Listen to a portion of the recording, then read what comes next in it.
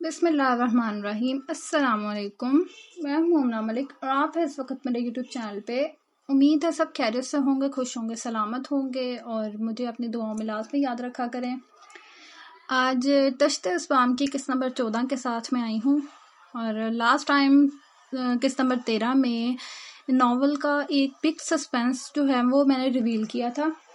Novel کا جو مین suspense ایک تھا کہ یہ ناول خون بہا بیسڈ ہے، تو کافی لوگوں کے مائنڈ میں یہ تھا کہ خون بہا اس میں کیسے ہو سکتا ہے، یعنی کہ وہ اس طریقے سے سوچ رہے تھے کہ بیلا جو ہے مطلب لڑکی، یہ خون بہا کیسے ہوگی۔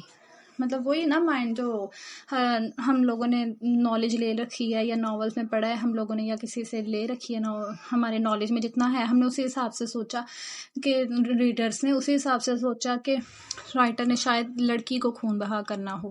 لیکن مائنڈ میں آپ کو بتا دوں کہ نا میری ناولز کی یہ ہے خاصیت کہ میں نا باقی رائٹرز سے، باقی ناول سے ہٹ کر کرنا چاہتی ہوتی ہوں، کیونکہ زیادہ تر ناولز میں جو ہوتا ہے میں سوچتی ہوں کہ میں نے وہ نہیں کرنا جو نارملی لکھتے ہوتے ہیں، وہی پھر ہو جائے گا نا کہ میں نے بھی وہی لکھ دیا، اس نے بھی وہی لکھ دیا ہے، میچ ہی ہو جاتی ہے۔ اسٹوریز ہوتا ہے، لو اسٹوریز ہی ہوتی ہیں ناولز میں، لیکن کچھ چینجز ہم لوگ کر سکتے ہیں، تو پھر میں وہی کوشش کرتی ہوں کہ کم از کم میں اپنے ناولز میں چینجز لاؤں۔ اور میں نے اب تک جتنے بھی ناول لکھے ہیں میں نے یہی کیا ہے ان میں کہ میں نے کچھ نہ کچھ اس پہ نا اٹپٹا یا پھر سوچ سے پرے رکھا ہے کہ مطلب ریڈرز وہ سوچ نہیں پاتے جو میں چیز نا اس میں رکھ دیتی ہوتی ہوں۔ تو ایسے یہ خون بہا جو ہے، کہنے کو خون بہا ہے، میں نے یہ ناول کے فرسٹ میں ہی بتا دیا تھا کہ یہ خون بہا کچھ ڈفرینٹ ہے، یہ اس ٹائپ کا نہیں ہے۔ تو یہاں پہ ناول میں لاسٹ ٹائم جو ایپیسوڈ آئی تھی اس کے اندر پتہ چل گیا ہوگا کہ خون بہا کون ہوا ہے، کس نے مانگا ہے، کیا سارا سسٹم۔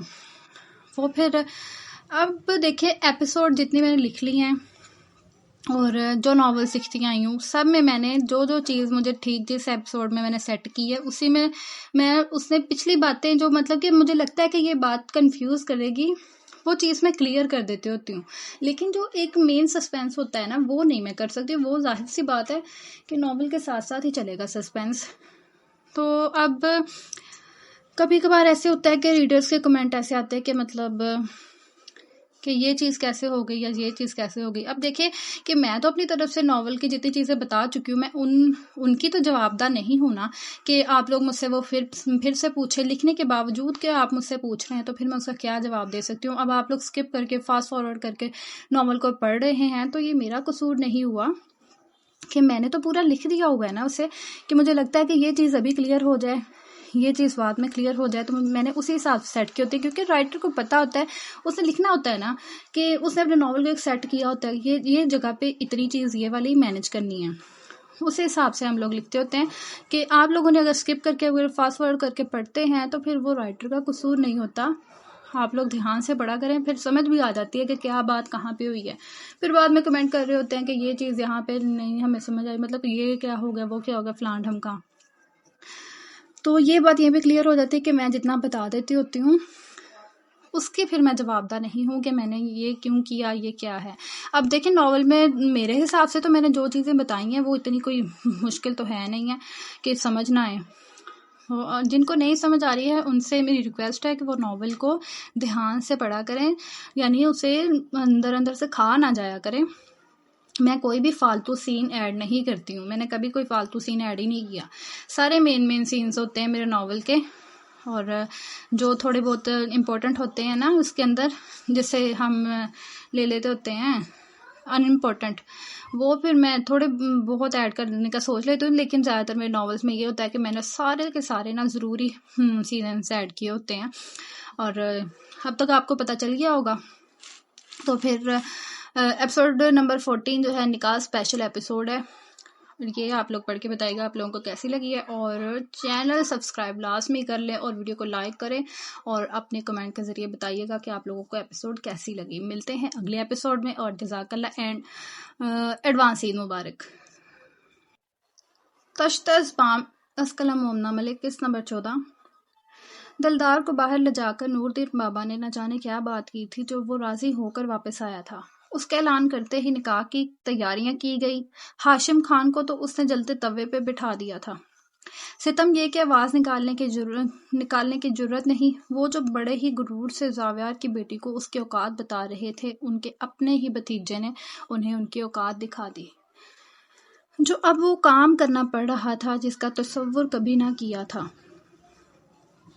نور دین ہی ان کا نکاح پڑھوانے والے تھے، گواہان وہیں سے شامل کیے گئے، سرپرستی ہاشم خان نے دینی تھی۔ البیلا کو واپس ڈالی کی دوسری طرف بھیج دیا گیا اور پھر تھوڑی دیر میں وہ البیلا زاویہ خان سے البیلا دلدار خان زادہ بن گئی۔ ایک دم ساکت روایتی احساسات سے خالی انتقام کی آگ میں سلگتی ہوئی البیلا نے نکاح نامہ پر دستخط کر کے خود کو اس شخص کے نام کیا جس سے اسے نفرت ہو چکی تھی۔ اس نے سفید لباس پہ سرخ چنری اوڑھی تھی۔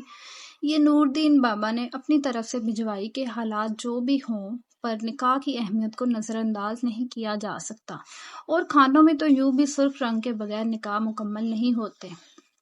وہ تو اس چنری کو ہرگز نہیں لینا چاہتی تھی کیونکہ نکاح وہ خوشی سے نہیں کر رہی، لیکن پھر نور دین بابا کے نرمی سے کہنے پر گھونگھٹ کی صورت اوپری سراپے کو ڈھکنے پر راضی ہوئی۔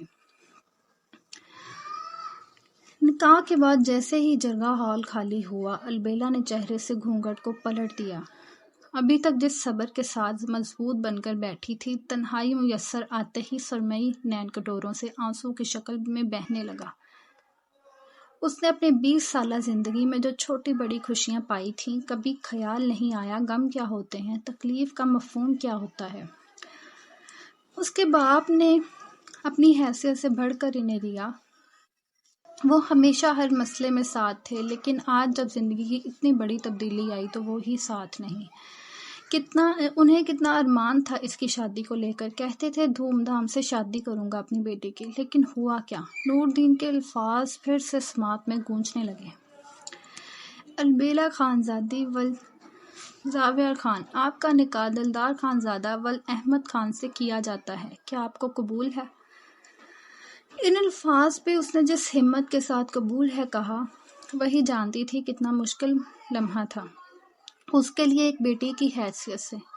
بہت سادگی کے ساتھ وہ ایک نئے اور مضبوط رشتے میں بندھ گئی تھی، مگر رشتے کیسے جڑتے ہیں؟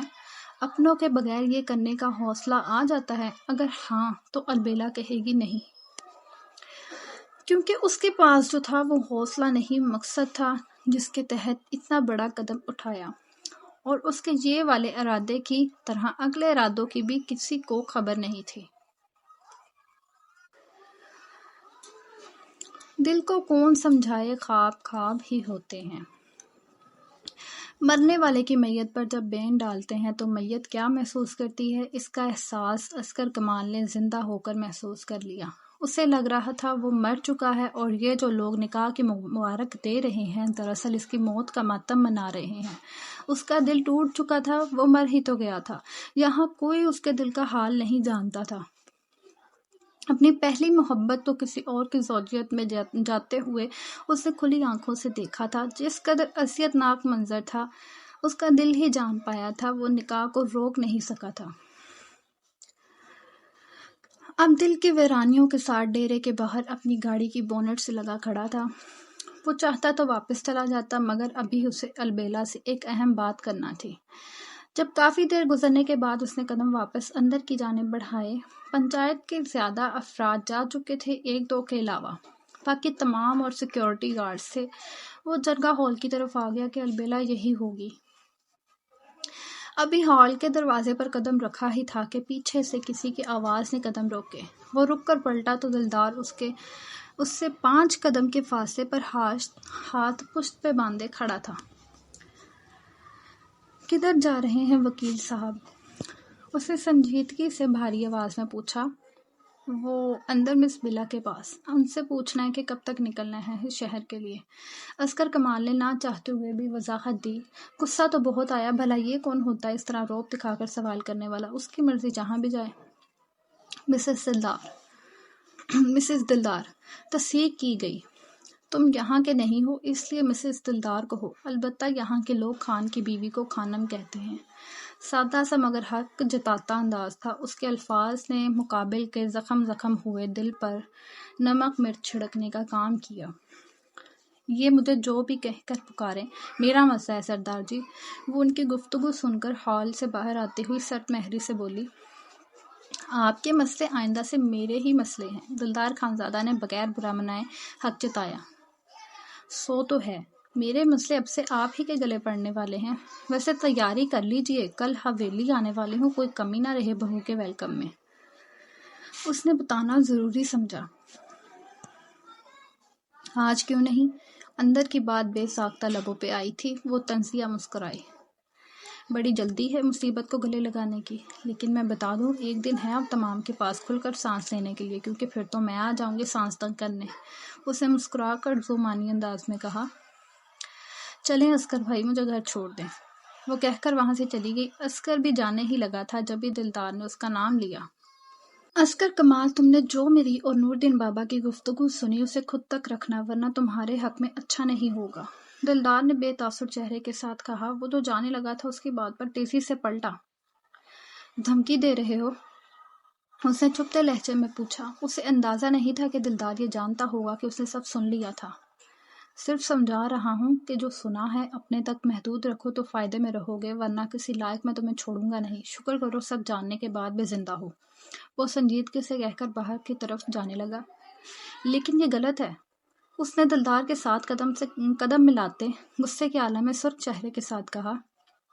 یہ صحیح ہے یا غلط مجھے معلوم ہے، تمہیں رائے دینے کی ضرورت نہیں، اپنے راستے رہو، میری راہ میں رکاوٹ بنو گے تو ہمیشہ کے لیے غائب کر دوں گا۔ وہ اسے اس کے انجام سے خبردار کر رہا تھا۔ مجھے ننھا بچہ مت سمجھو کہ تمہاری ان باتوں کو سیریس لے کر البیلا اور اس کی فیملی کے ساتھ ناانصافی ہونے دوں گا، اس نے دہاڑتے ہوئے کہا۔ اس کی گستاخی پر تمام گارڈز نے بندوقیں اس پہ تان دی۔ وہ ایک دم سے رک گیا۔ دلدار نے اس کی حالت کو کن آنکھوں سے دیکھا۔ ارے آپ تو اتنے میں ہی ڈر گئے وکیل صاحب، پریشان نہ ہوئیے، میرے حکم سے پہلے گولی نہیں چلائیں گے، تاہم حکم دینے میں زیادہ ٹائم نہیں لگتا، اگر بات نہیں مانی تو بتا دو، ایک اشارہ ہی کافی ہوگا تمہاری نا کے بعد میرے جواب کے لیے۔ وہ خوش اخلاقی سے اسے خوف زدہ کر رہا تھا۔ عسکر کمال کو وہ اپنا مذاق اڑاتا محسوس ہوا، جو پہلے اس کا دل کاٹ چکا ہے، اب اس کی سانسیں بھی روکنے کی صلاحیت رکھتا ہے، لیکن اس کی دھمکی سے ڈر کر کئی زندگیاں اندھیرے میں کیسے رہنے دیں۔ ایک بہت بڑے سچ سے البیلا نا واقف تھی اور وہ چاہ رہا تھا جو ہے ویسا ہی رہے۔ ٹھیک ہے، میں کسی کو نہیں بتاؤں گا۔ اس نے حالات کو دیکھ کر یہی کہنا بہتر سمجھا کہ یہاں سے نکل جائے بس۔ اس کے مان جانے پر دلدار نے ہاتھ کے اشارے سے گارڈز کی بندوقیں نیچے کروا دیں، پھر دونوں آگے پیچھے باہر آئے جہاں البیلا گاڑی میں انتظار کر رہی تھی۔ ویسے تمہاری فیملی میں تمہارے علاوہ دوسرا مرد کیوں نہیں ہے؟ بس 2 بہنیں اور بیوہ ماں۔ یارا، عورت ذات کو مارنا میرے اصول کے خلاف ہے، لیکن تم نے اگر مجبور کر دیا تو ہو سکتا ہے تینوں کی جان میں اپنے ہاتھ سے لوں یا اپنے لوگ بھیج کر گھر میں آگ لگوا دوں۔ وہ جو یہ سوچ کر چل رہا تھا کہ نمبل کی حدود سے نکلتے سارا سچ البیلا کو بتا دے گا، دلدار کی شفقت بری نارمل انداز میں کی جانے والی بات نے رونگٹے کھڑے کر دیے۔ تمہیں کیسے پتا؟ وہ دہل کر رک گیا۔ اس کی حالت اس مرتبہ خراب ہونے لگی۔ بڑی فاسٹ سروس ہے، کہو تو ایڈریس دوہراؤں اور تینوں خواتین کے نام بھی۔ دلدار خانزادہ کی شفقت عروج پہ تھی۔ تم ایک انتہائی، وہ سخت الفاظ کہتے کہتے رک گیا۔ ہاں، میں انتہائی ظالم انسان ہوں، اس لیے مجھ سے ہوشیاری تم ہی پہ بھاری پڑے گی، سوچ سمجھ کر منہ کھولنا، اب چلو۔ وہ کہہ کر آگے بڑھ گیا، لیکن عسکر کمال سے تو پاؤں ہلانا تک محال تھا۔ وہ گاڑی میں بیٹھی ہوئی کافی دیر سے اس کا انتظار کر رہی تھی، جسے شاید دلدار خانزادہ نے روک لیا ہوگا۔ وہ جانتی تھی آج جو اس نے کیا ہے عسکر کمال کو دھچکا لگا ہونا ہے۔ اس نے پہلے سوچا تھا کہ اسے اعتماد میں لے کر بتا دے گی کہ نمبل کیا کرنے جانا ہے، مگر پھر یہی ڈر کہ امی کو نہ بتا دے، تبھی اس نے کسی بھی دوسرے فرد کو کچھ نہیں بتایا۔ آج صبح نکلتے وقت بھی پلوشا کو بہانہ لگا کے آئی تھی اور یہ بھی کہا تھا کہ امی سے کہنا ضروری کام سے جانا پڑ گیا۔ اب واپس جاتے اس کا دل ڈر رہا تھا، امی کا کیا رد عمل ہوگا، کیا وہ سمجھیں گی؟ وہ اسی سوچ میں گم عسکر کمال کا انتظار کر رہی تھی۔ جب وہ باہر آتا دکھائی دیا دلدار کے ساتھ، وہ آنکھوں کو چھوٹی کر کے انہیں دیکھنے لگی کہ وہ آتے آتے رک کر کوئی بات کرنے لگے۔ البیلا یہاں سے ان کو سننے سے قاصر تھی، پھر کوئی 4 منٹ بعد وہ اسی طرف آنے لگے۔ البیلا نے سر کو سیٹ سے لگا کر نظریں دوسری طرف پھیر لیں۔ اس کا انداز اپنے تازہ شوہر کو نظر انداز کرنے والا تھا۔ اسے لگا دلدار کہیں اور جائے گا، لیکن غلط فہمی تب دور ہوئی جب اس کی طرف کا دروازہ کھول کر ہاتھ پکڑ کر باہر نکال لیا گیا۔ یہ کیا بدتمیزی ہے؟ وہ سنبھل کر چیخی۔ آواز کم رکھو، اس سے پہلے میں اسے بند کر دوں۔ دلدار نے اس کو پاس کر کے گھور کر کہا، اور تم جاؤ، یہ محترمہ اب میری ذمہ داری ہے۔ اب کس عسکر کمال سے کہا جس نے ڈھل کے کندھوں سے سر ہلا کر ڈرائیونگ سیٹ کا دروازہ کھولا۔ نہیں عسکر بھائی، آپ مجھے ساتھ لے کر جائیے گا، رک جائیں پلیز۔ وہ اپنا ہاتھ دلدار کی گرفت سے چھڑانے کے لیے چل رہی تھی۔ بیچارہ عسکر مشکل میں پھنس گیا۔ وہ جانا چاہتی ہے پر وہ جانے نہیں دے رہا۔ اس کا ہاتھ جس طرح پکڑا ہوا تھا، عسکر آگے ہو کر چھڑانے کی کوشش کرتا بھی تو چھوٹنا نہیں تھا۔ وہ نہیں رکے گا، جاؤ وکیل، انہیں جہاں جانا ہے میرے ساتھ جائیں گی۔ دلدار اس سے بڑا اڑیل ثابت ہو رہا تھا۔ کیوں جی، میں تمہارے ساتھ کیوں جاؤں بھلا؟ وہ تیکھے جتون سے گھورتی کہہ رہی تھی۔ کیونکہ بیوی شوہر کے ساتھ جچتی ہے، نام محرم کے ساتھ نہیں۔ ابھی تک جہاں رہی، جیسے بھی زندگی گزاری، وہ ایک طرف۔ میں پہ اعتراض اٹھانے والا تب کوئی نہیں تھا، پر اب سب کچھ ہوں تو اپنی زندگی میرے مطابق گزار نہیں ہوگی۔ وہ البیلا کی کلائی کو پکڑے اس کے سرمئی آنکھوں میں دیکھ کر توازن سے کہہ رہا تھا، بھولے مت سردار جی، آپ نے خود کو خون بہا میں دیا ہے۔ میں آپ کی غلام نہیں بلکہ آپ میرے پابند ہو چکے ہیں۔ البیلا نے تمسخر اڑاتے یاد دلایا، جبکہ ان کی گرما گرمی کا فائدہ اٹھا کر عسکر کمال تو رفو چکر ہو گیا۔ بس اب یہ دونوں ہی تھے ایک دوسرے کے قریب کھڑے، کھا جانے والی نظروں سے گھورتے ہوئے۔ پر ایسی تو کوئی بات نہیں کہی آپ نے، اس نے یاد کرنے والے انداز میں ذہن پر زور دے کر کہا۔ آپ کو تو جیسے خون بہا کا پتہ نہیں نا کہ کیا ہوتا ہے اس میں، لیکن جتنا میں جانتی ہوں ضرور بتاؤں گی، بہت اچھے طریقے سے۔ فی الحال میرا ہاتھ چھوڑیں، مجھے اپنے گھر جانا ہے۔ عسکر بھائی کو بھگا دیا، اب بس بھی چھوٹ جائے گی۔ چھوڑیں میرا ہاتھ سردار جی، اس نے کہہ کر جلدی سے اپنا ہاتھ اس کے ہاتھ سے نکال لیا۔ تو اگلی رسومات کون نبھائے گا؟ دلدار سینے پہ ہاتھ باندھ کر اسے سرتا پاؤں جن نگاہوں سے دیکھتے ہوئے پوچھ رہا تھا، البیلا کو ذرا سمجھ نہیں آیا۔ کون سی رسومات؟ اس کا ہاتھ جو سرخ ہو گیا تھا سہلاتے ہوئے ذہن پر زور دیا۔ کیا آپ کو معلوم نہیں، نکاح کے بعد بھی کچھ رسومات کی جاتی ہیں جس سے میاں بیوی کا تعلق پکا ہوتا ہے؟ یہ بہت اہم مرحلہ کہلاتا ہے۔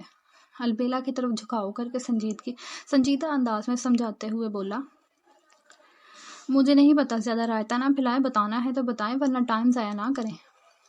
البیلا نے اس کو گھور کر کہا تو وہ لب دبا کر اس کے مزید قریب چلا آیا۔ آپ کو خود پر حلال کیا ہے تو اب اس حلال کے مال کو چکھنا بھی تو ہے نا، سمجھا کریں، مزید تفصیل کے لیے جگہ مناسب نہیں۔ البیلا کے بے حد قریب ہو کر کان کے نزدیک سرگوشی میں معنی خیزی سے کہا۔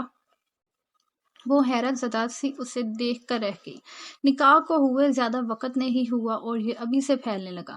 وہ تو یہاں اسے زندگی کا ایک بڑا سبق سکھانے آئی تھی، پہلا ہی وار کر کے اندر اس کی ذلت و خواری کروائی تھی، تو پھر اتنی ضلالت کے باوجود اتنی بے باک بات کیسے کہہ سکتا تھا؟ اسے تو چاہیے لڑائی جھگڑا کرے، یہی تو البیلا کو چاہیے، لیکن یہ تو الٹ ہو رہا تھا۔ ان کا رشتہ نارمل نہیں کہ وہ ایسے گفتگو کرے گا اور وہ شرما جائے گی، جبکہ دوسری طرف وہ معنی خیز بات کے جواب میں اسے خاموش پا کر مزید قریب آ گیا، اتنا کہ ہوا کا گزر مشکل سے ہونے لگا۔ اس سے پہلے وہ البیلا کے گال کو ہاتھ سے چھوتا، البیلا نے اپنے دونوں ہاتھ اس کے سینے پر دھرے اور اسے پیچھے دھکیل دیا، اور وہ تو کھڑا ہی ایسی پوزیشن میں تھا جو البیلا بآسانی اسے دور کر پائی۔ اب وہ مناسب فاصلے پر تھے۔ دلدار ابھی بھی ریٹوں کی طرح شوخی سے دیکھ رہا تھا۔ البیلا نے گھوری سے نوازا، اپنی بےہودگی کو اپنے پاس رکھو، میرے تک لائے تو گولی سے اڑا دوں گی۔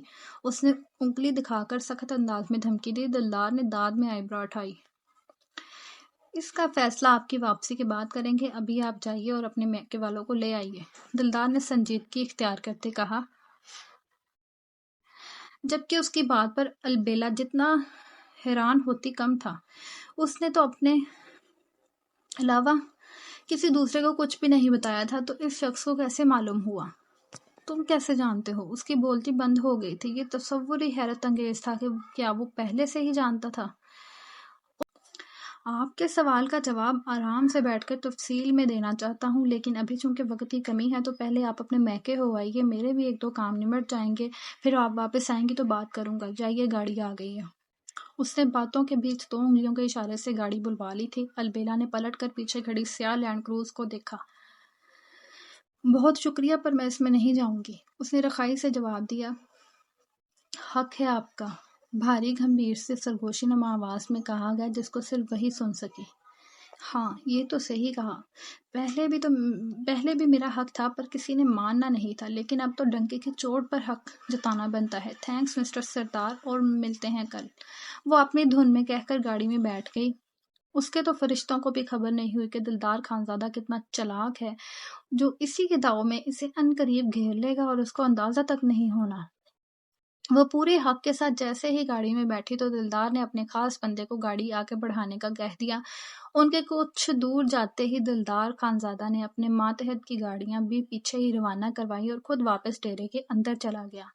وہ کب کیا کرنا چاہتا ہے اس کا علم صرف اسی کو ہوتا ہے۔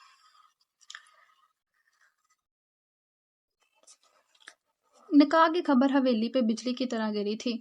حویلی میں کسی کو یقین نہیں آ رہا تھا یہ سچ ہے، اکیلے وہی کیا پورا گاؤں حیران پریشان تھا اچانک ہوئے نکاح کا سن کر۔ پر سچ تو سچ ہی تھا کہ آج کی تاریخ میں ایسا ہو گیا ہے۔ باقی اس خبر پر مہر ہاشم خان کے فون نے لگا دی تھی، جس کے بعد ملازمین کے ذریعے پورے علاقے میں خبر آگ کی طرح پھیل گئی کہ سردار سائی نے کسی شہری لڑکی سے نکاح کر لیا ہے۔ سب کی حیرانی پھر تجسس میں بدل گئی، جو اب وہ اپنے سردار کی بیوی کو دیکھنے کے لیے اتاولے ہونے لگے کہ آخر اس ظالم کو کون اتنی راس آ گئی تو سیدھا نکاح ہی رچا لیا۔ جبکہ حویلی کے اندر کا ماحول کافی گرم تھا۔ زلیخا بانو تو ایک مرتبہ گشی بھی پڑی تھی۔ اس کا صدمہ ہر فرد سے بڑا تھا۔ ارمانوں کا جنازہ نکلنا کسے کہتے ہیں، کوئی زلیخا بیگم سے آ کر پوچھتا اور وہ جواب میں سوال کرنے والے کا سر دھڑ سے جدا کر دیتی۔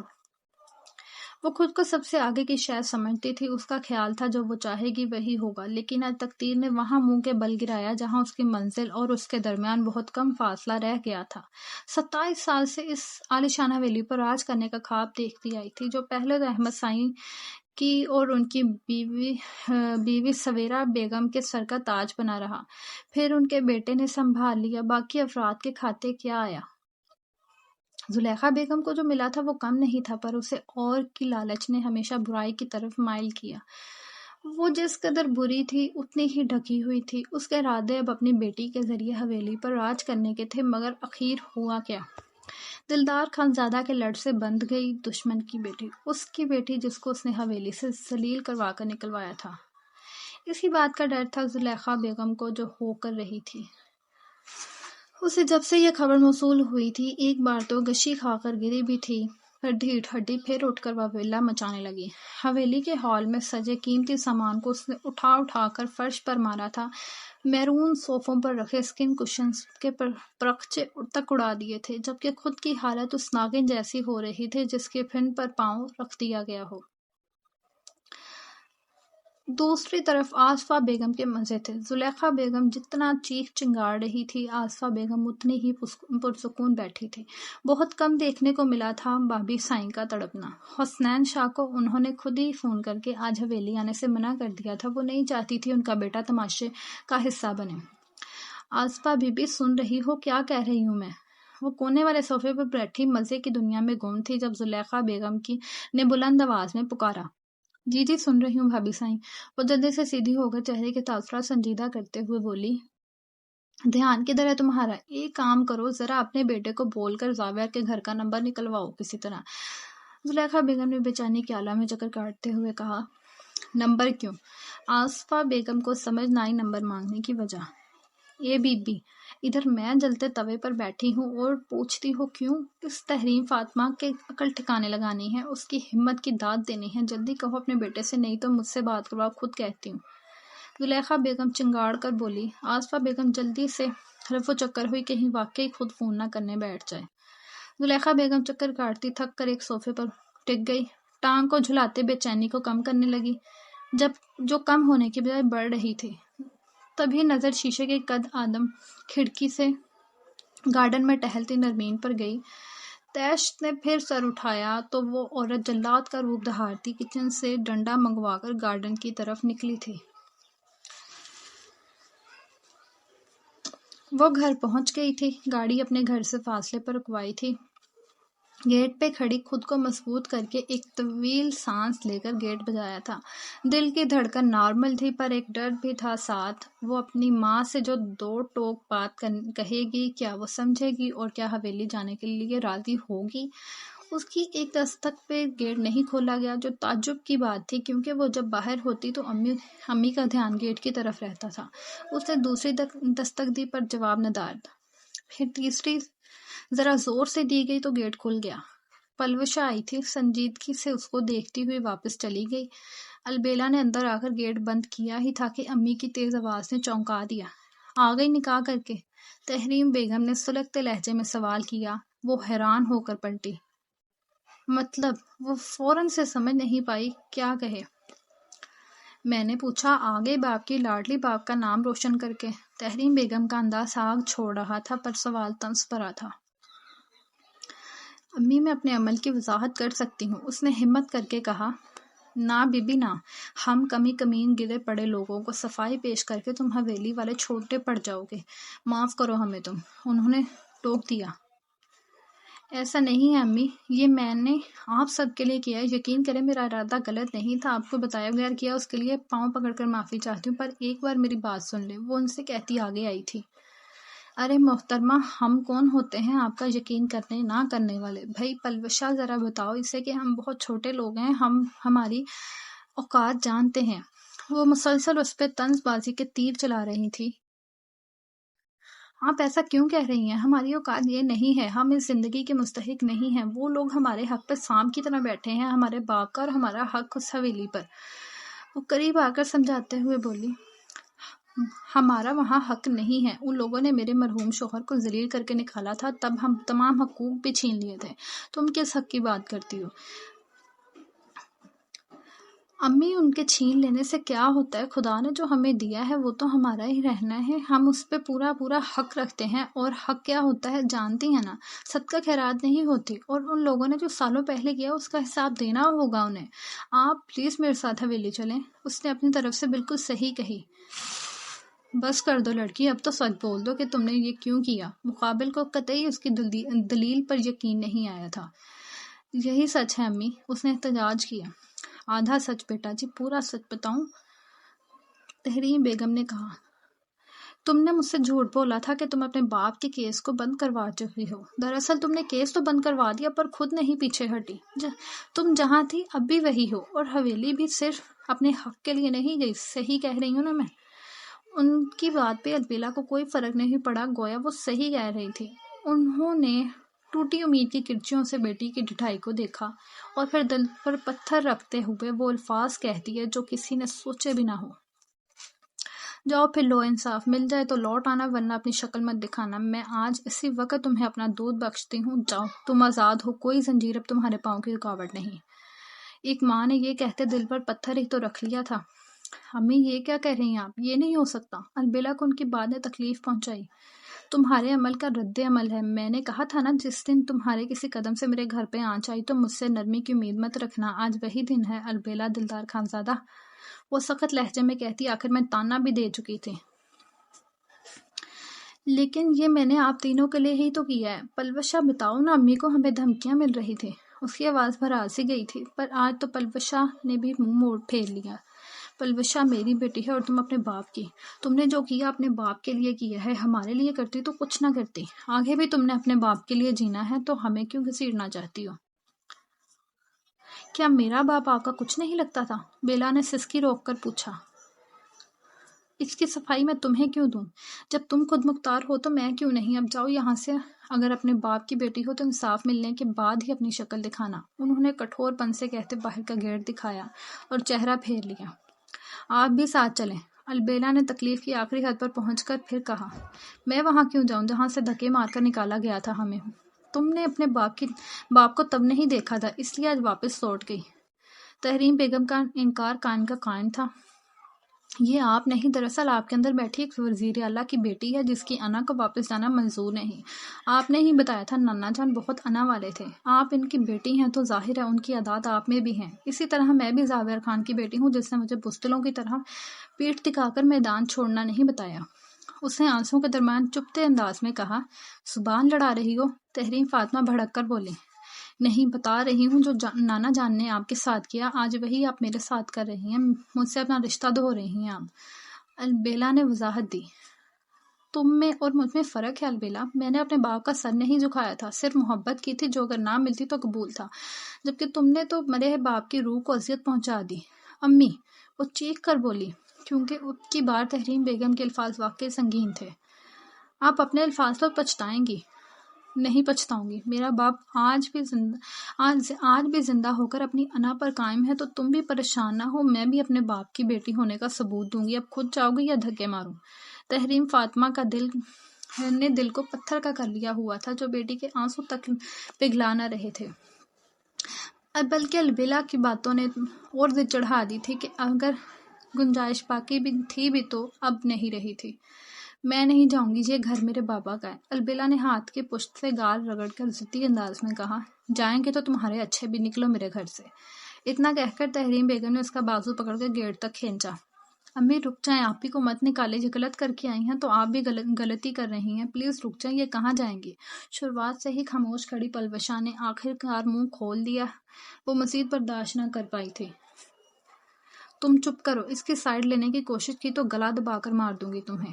وہ چنگاڑ کر اس پر چڑھ دوڑی تھی اور ساتھ ہی گیٹ کھول کر البیلا کو باہر دھکا دے دیا۔ امی، وہ دونوں بہنوں کی صدا یکتا ہوئی تھی پر انہیں رحم نہیں آیا۔ گیٹ کو زور سے بند کر کے پلوشا کو کھینچ کے کمرے میں لے گئی اور پیچھے سے وہ گیٹ بجاتی رہ گئی۔ اب یہ آج کے ایپیسوڈ تمام ہوتی ہے، اور اچھا سا تبصرہ کر کے بتایا ایپیسوڈ کیسی لگی۔ اور امپورٹنٹ بات، عید پہ جو ہے میری برتھ ڈے ہے، تو اس لیے ہو سکتا ہے کہ عید پہ میں ایپیسوڈ دے دوں، باقی آپ لوگوں کی طرف سے گفٹ کے طور پر مجھے چینل کے لیے سبسکرائبرس چاہیے، اور باقی آپ لوگ اچھا تبصرہ کر کے بتائیے گا اور دعا میں یاد رکھیے۔ ملتے ہیں اگلی ایپیسوڈ میں، اپنا بہت سارا خیال رکھیں اور خوش رہیں، سلامت رکھیں، اینڈ ایڈوانس عید مبارک۔